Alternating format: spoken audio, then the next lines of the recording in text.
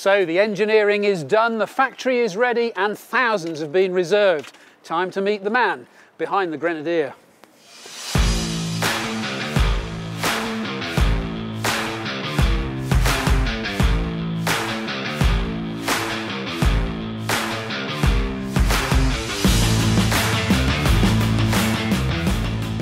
So, what can I tell you about Jim Ratcliffe? Well, he's one of Britain's most successful ever industrial entrepreneurs. He's made billions from seizing opportunities and doing things differently. Luckily for us, he's also a very keen off-road enthusiast.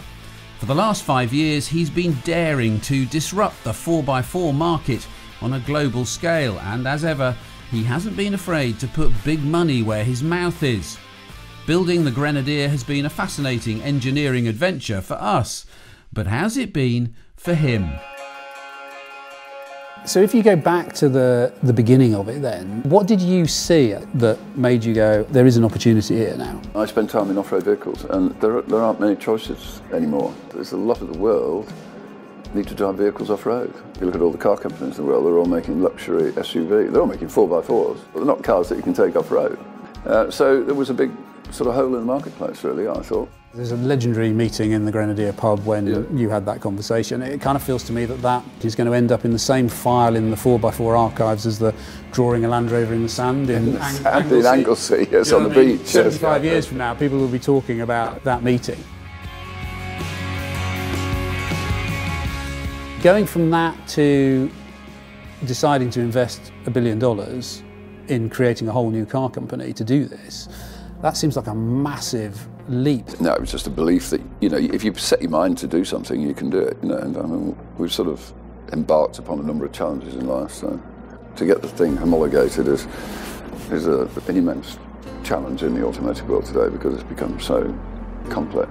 And was it very clear to you then at that point that there were, you know, some really key things to fit that market? It has to be this, this and this. I had reliability, off-road capability and looks.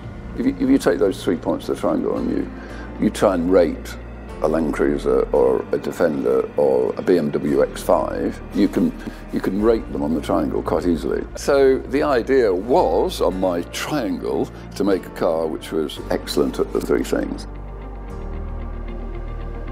I had some crosswords with the commercial department. When we first started releasing stuff about the Grenadier, when we would describe it as being, you know, great car and da da da da. And I said, look, that's not for you to tell people it's a great car. You can tell them what the car is. They can make their mind up whether it's a great car or not. And a big decision was, of course, who you got as your chief designer. Toby, he's got no experience in automotive, and was that again a very deliberate decision, or just happened that he hadn't done any cars before, but you knew from a design perspective that he had the right ethos, the right approach, and he'd get what was in your head? Yeah, I think we all know what we like and what we don't like in a car. I knew what I wanted it to be, but I didn't know what it was going to look like. I mean, I've always said with engineering that, you know, I want a car that will never break down, but in terms of design, it has to look good. You know, it wanted to be a sort of a more modern interpretation of the 4x4s that were around, not moving in the direction of these luxury SUVs or things. You know, I wanted it to be functional and tough. It's all about, you know, design follows form and function. I mean, that ladder frame chassis, I think we worked on for 3 years. Wow. Just the ladder frame chassis. Really? Changing the shape, the design. You know, it's not just one metal, it's all sorts of different alloys in it. So just the ladder frame chassis. For us on the outside, no, you don't. You don't see that at all, do you? The eureka moments are bits, so you'll suddenly get the back looking pretty good, and you'll be quite pleased with it, and you don't need to touch it. And then, but the front looks shit.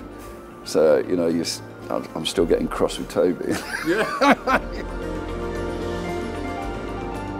What was the process in terms of going, right, we're going to do this, we've done the due diligence, we know we're convinced it's going to work.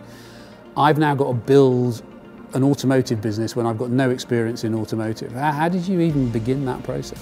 Business is all about trying to make reasonably good quality decisions consistently. You know? I mean, we finished up obviously with a good partnership with BMW, with a fabulous powertrain. with a really good partnership with Magna. We finished up buying that fabulous car facility in the middle of COVID. I mean, that was an opportunity that popped out the woodwork, and we were lucky. It was a brand new facility, a capacity of 60,000 vehicles with a new paint shop, polish shop and assembly line, and it was fairly perfect for the Grenadier, really. And in the more immediate future, other variants of the existing, the current Grenadier platform? Yeah, we'll do the pickup truck, the long wheelbase, the station wagon, but with a small cutaway pickup at the back. What about electric drivetrains? What about hydrogen? What about alternatives? I think the Grenadier is perfect for a hydrogen engine in time, but what we're also looking at quite carefully at the moment is a smaller version of the Grenadier electric. We need to embrace the future, which is, you know, clearly in an urban environment is going to be electric, but even in a country environment, when you're a farmer, you probably will have an electric car which you can drive around on the tracks and things like that. So you want one that's capable, but it's electric. So I think that's our sort of vision at the moment. Your background with INEOS is all about doing things differently. Did you also look at the automotive industry and go, this is a very traditional industry in the way it does things, the way it operates, the way it designs, and that's why we're ending up with all the cars looking the same?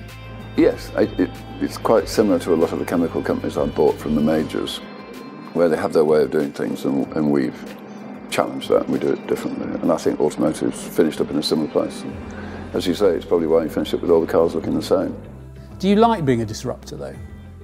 I like challenges, and this certainly is a challenge, I can tell you, if you come from the chemical industry, but I think at the end of the day we might be quite successful.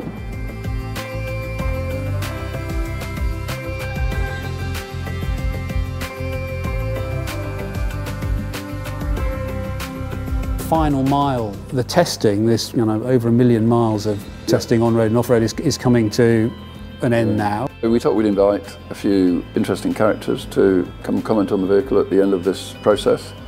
A few of those have sat in the car now and have quite enjoyed it. So we've got Toto Wolff, Dave Brailsford, Ben Ainsley, Elliot, in Africa, who drove very well apparently. George Russell in the sand dunes in the Middle East. You know, all the feedback I've had so far, it's all gone very well. But it's quite interesting to hear, their feedback from their different views. Have they broken any? It's not breakable.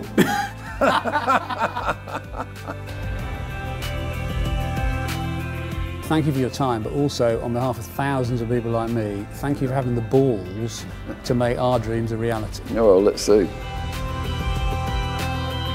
5 years ago in a pub in London, Jim Ratcliffe announced a very bold but very personal ambition: to build the world's purest 4x4, a no-frills, uncompromising, really capable, reliable off-road utility vehicle inspired by the great 4x4 legends of the past, but better. So $1 billion later, have Jim and the team achieved what they set out to? Well, that will be for you to judge, so time will tell. But the wait to find out is nearly over.